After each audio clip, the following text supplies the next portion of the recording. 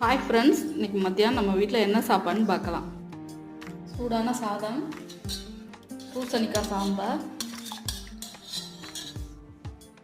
வெண்டைக்காய் பச்சடி, முள்ளங்கி பொரியல், தயிர். முள்ளங்கி பொரியல் வந்து நல்லா டேஸ்ட்டாக இருக்கும். முள்ளங்கி பொரியல் மாதிரியே இருக்காது. நம்ம சேனலில் ஷார்ட்ஸாக அப்லோட் பண்ணியிருக்கேன், உங்களுக்கு வேணுன்னா போய் பாருங்கள்.